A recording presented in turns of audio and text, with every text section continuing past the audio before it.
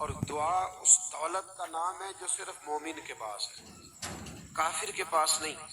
نبی پاک علیہ السلام نے فرمایا الدعاء صلاح المومن، دعا مومن کا ہتھیار ہے، کافر کے پاس یہ ہتھیار نہیں ہے۔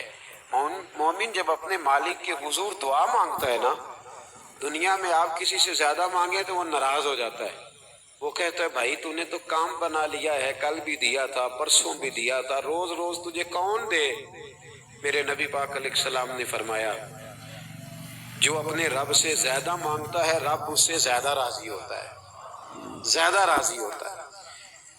اب دعا مخصوص اوقات نہیں دعا کے، فرمایا اذا دعان، جب بھی دعا مانگو گے تمہارا رب تمہاری دعا کو، جب بھی دعا تو دعا کرتے رہنا چاہیے، ہر وقت دعا میں بندہ شامل رہے، اللہ کے ذکر میں شامل۔ یہ جو قرآن مجید نے کہا نا یا ایھا الذین آمنوا اذکروا اللہ ذکرا کثیرا، اے ایمان والو اپنے رب کا ذکر کثرت سے کرو، وسبحوہ بکرۃ واصیلا، اور صبح و شام اسی کی پاکی بیان کرو۔ تو اس سے مراد یہ نہیں ہے کہ تسبیح لے کے سارا دن مسجد میں بیٹھے رہو اور کام کوئی نہ کرو، بلکہ اس کا مطلب یہ ہے کہ روٹی شروع کرو تو اللہ کے نام سے، اختتام کرو تو اللہ کے نام، سو جاؤ تو رب کا نام لے کے، سویرے اٹھو تو اللہ کا نام لے کے، جب تمہیں کوئی چیز اچھی لگے تو ماشاءاللہ کہو، جب کوئی مصیبت آئے تو کہو انا للہ و انا الیہ راجعون، تو سارا دن اللہ کا ذکر جاری رہے گا۔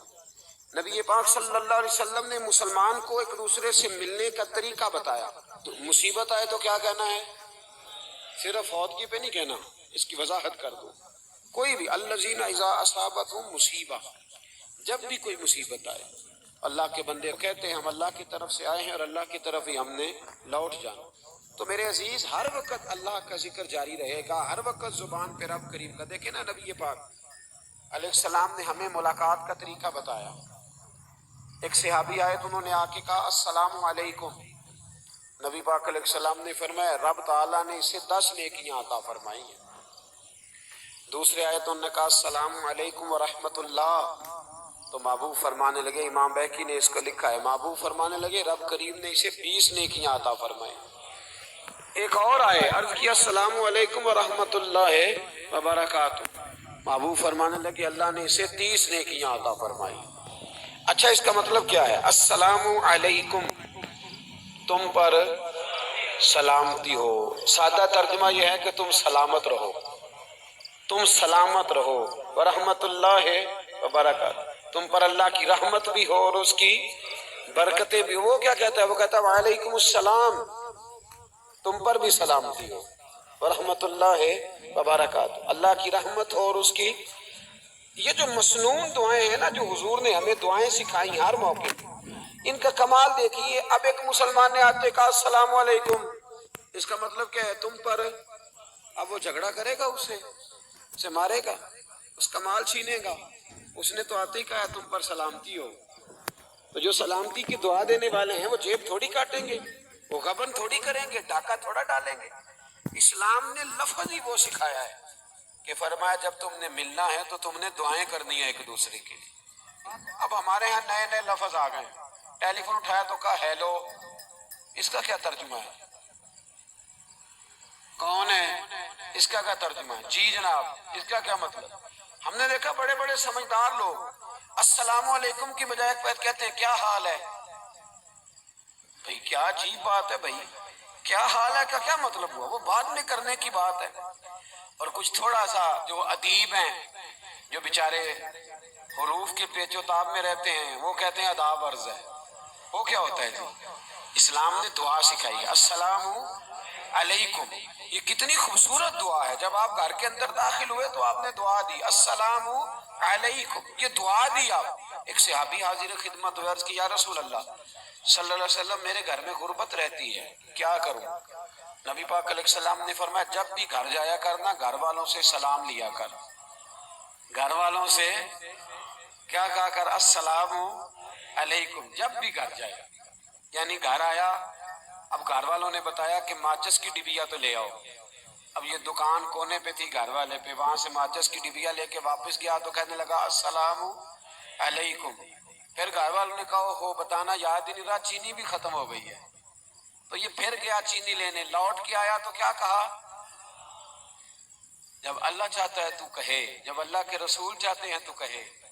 اس کا ترجمہ یہ ہے کہ تو کہہ، تو سلام لے۔ اللہ رسول چاہ رہے ہیں کہ تو سلام لے تاکہ تیرے گھر میں سلامتیاں ڈال دی جائیں۔ تو فرمایا سلام لینی ہے تو نے، اور ساتھ تو نے اس طرح کرنا ہے کہ 3 دفعہ سورۃ اخلاص کو پڑھنا ہے۔ امام قرطبی نے اس کو لکھا ہے۔ اس نے کہا حضور غربت بڑی ہے، غربت بڑی ہے تو کوئی وظیفہ بتائیں۔ فرمایا جب بھی گھر جاؤ سلام لو اور 3 دفعہ سورۃ اخلاص پڑھو۔ وہ صحابی کہتے ہیں میں پکا ہو گیا۔ اب وہ کچھ دنوں کے بعد، کچھ عرصے کے بعد، کچھ مہینوں کے بعد واپس آئے تو صحابہ کرام علیہم رضوان فرماتے ہماری خواہش تھی کہ یہ کچھ بیان کرے، اب بتائے جو وظیفہ لے کے گیا تھا اس کا رزلٹ کیا نکلا؟ کہتے اس نے بڑی حیرت انگیز بات کی، حیرت انگیز عجیب انداز میں۔ کچھ لوگوں کا دل ہوتا ہے نا کہ مجھے ملے میرے پڑوسی کو نہ ملے، اور کچھ کا دل ہوتا ہے یار مجھے بھی ملا ہے اور الحمدللہ میرے پڑوسی کو ملا ہے۔ تو صحابی جب حاضر ہوئے تو صحابہ کہتے ہیں ہمیں تجسس تھا کہ یہ کچھ بتائیں، تو حضور نے فرمایا کیا حال ہے تیرا؟ کہا یا رسول اللہ کمال ہی ہو گئی ہے حضور، میں جب بھی گھر جاتا ہوں سلام لیتا ہوں اور 3 دفعہ سورۃ اخلاص پڑھتا ہوں، میں تو امیر ہو ہی گیا ہوں، میرے تو ہمسائے بھی امیر ہو گئے۔ کتنا پیارا ہے یہ جملہ، کتنا حسن ہے، اتنا اچھا لفظ کسی اور کے پاس ہے ہی نہیں جو الفاظ ہمیں ہمارے رسول نے عطا فرمایا۔ اس کو اپنائیے، اس کو اپنائیے۔ یہ الگ بات ہے کہ لوگ مطلب کے لیے سلوٹ کر لیتے ہیں بڑا سارا، لیکن مطلب کے لیے نہیں۔ جس کو جانے اس سے بھی سلام لیں، جس مسلمان کو نہیں جانتے اس سے بھی۔ تو نبی پاک نے ہمیں مسنون دعائیں سکھائیں۔ رات کو جب سونے لگیں اللہ کے رسول صلی اللہ علیہ وسلم نے ہمیں دعا سکھائی۔ حضور نے فرمایا جب سونے لگو تو مسلم شریف میں فرمایا تم نے یہ دعا پڑھنی، اللہم باسمک اموت و احیا۔ تم نے کہنا اے اللہ میں تیرے نام پر مرتا ہوں اور تیرے نام پر جیتا ہوں۔ نبی پاک صلی اللہ علیہ وسلم نے ایک حدیث میں فرمایا کہ یہ جو نیند ہے نا یہ موت کی چھوٹی بہن ہے، یہ موت کا ایک حصہ ہے۔ جس طرح انسان سو جائے تو کوئی خبر نہیں ہوتی کیا ہو رہا ہے، بالکل وہ اٹھا ہے تو اس نے کہا ہو یہ کیا ہوا، سو جاتا ہے نا آدمی اسے خبر نہیں ہوتی، اوہو میں نے تو 11 بجے اٹھنا تھا یہ تو 3 بج گئے، اب اسے خبر نہ رہی۔ سوتے ہوئے لوگ چوری کر لیتے ہیں، بلکہ اس طرح بھی ہوتا ہے کہ آدمی نے ککڑ اترنا تھا، وہ پنڈی سے آ رہا تھا لیکن وہ سویا ہوا تھا، آنکھ تب کھلی جب کاموں کی آ گیا تھا، اب اس کا اس پر زور ہے۔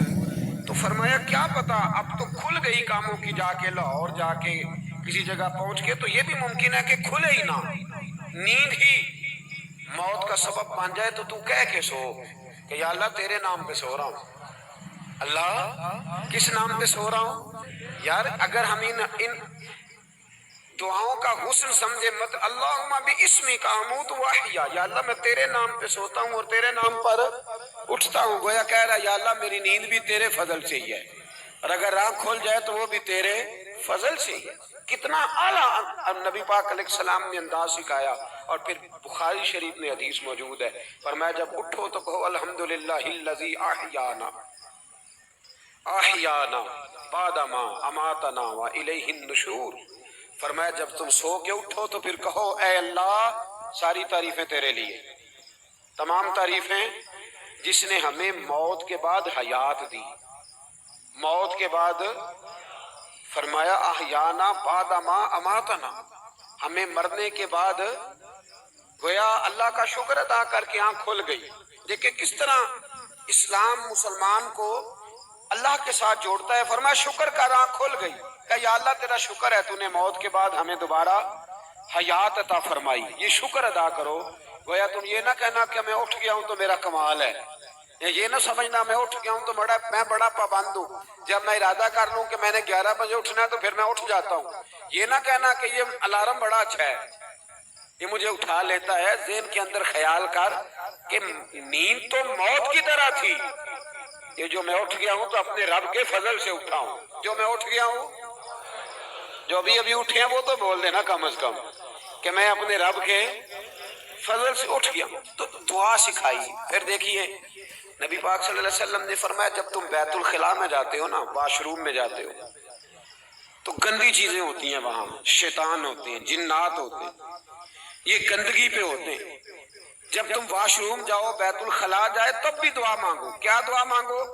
وہ دعا بھی نبی پاک صلی اللہ علیہ وسلم نے ہمیں تعلیم فرمائی اور بخاری میں ہے، کہا پڑھا کرو اللہم انی اعوذ بک من الخبث والخبائث۔ کہو اے اللہ، ناپاک چیزوں سے میں تیری پناہ مانگتا ہوں، وہ نر ہوں یا مادہ ہوں۔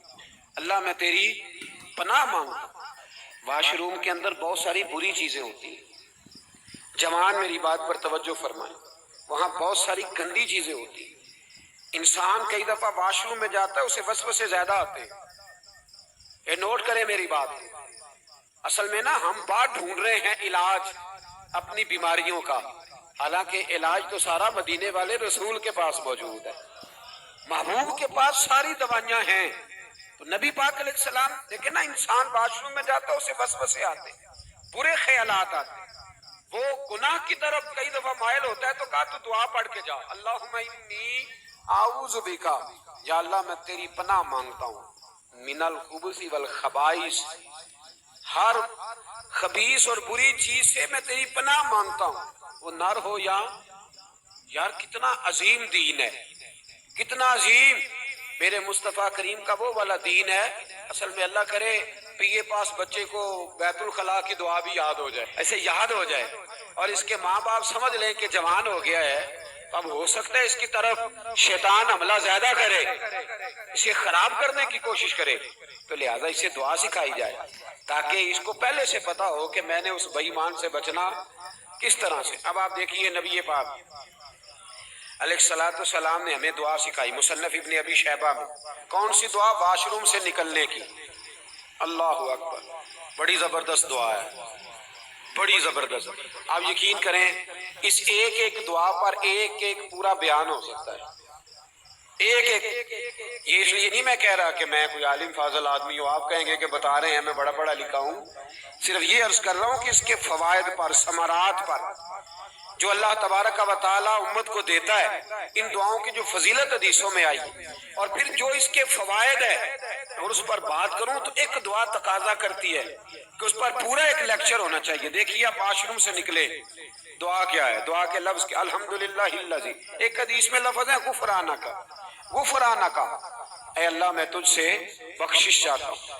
اور جو مشہور اور معروف ہے مصنف ابن ابی شیبہ کی روایت، فرمایا الحمدللہ الذی اذھب عنی العذاب وعافانی، فرمایا اے اللہ تیرا شکر ہے، واش روم سے نکلا ہے تو کہہ رہا ہے یا اللہ تیرا شکر ہے، تو نے مجھ سے اذیت دور کی، وعافانی، اور تو نے مجھے عافیت عطا کر دی، اذیت دور کر دی اور عافیت۔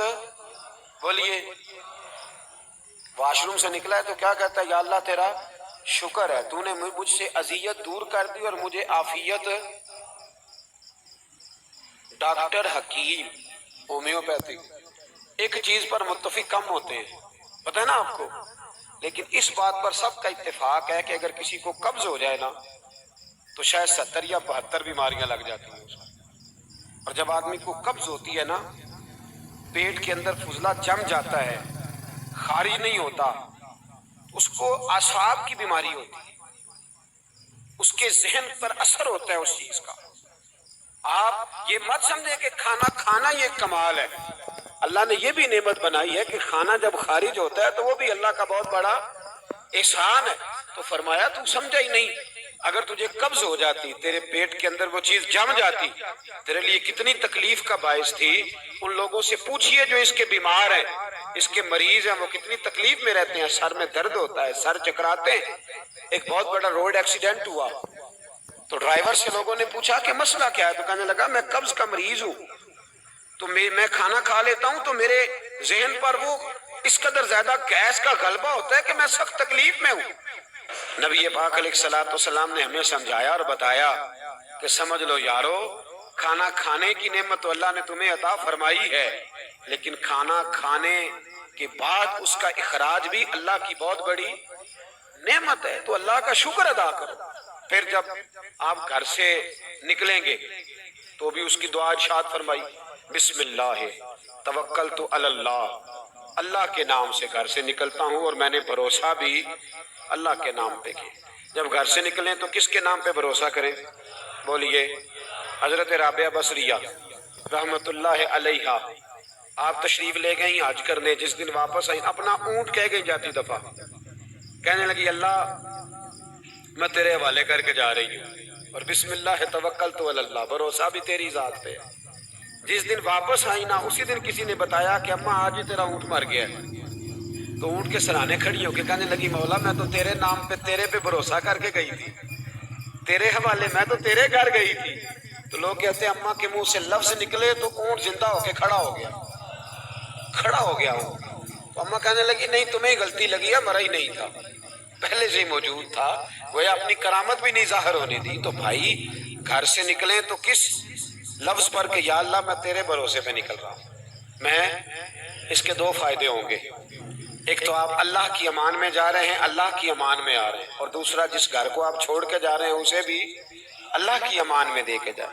تو کتنا لذت والی دعا ہے جو نبی کریم علیہ السلام نے ہمیں سکھائی۔ اب ذرا حدیث سنیں خوش ہو کے، دیکھیں حضور نے دعا سکھائی، فرمایا جب دیکھ لو نا کسی کو ہنستا ہوا، کیا کرتا ہوا؟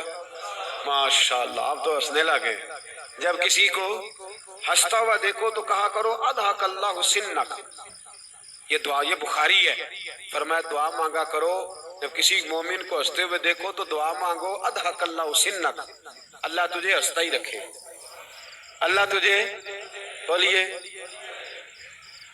جل نہ جایا کرو کہ میں پریشان ہوں تو یہ ہنس کیوں رہا ہے، جلا نہ کرو، بلکہ کیا کہا کرو اللہ تجھے ہنستا رکھے، اللہ تجھے۔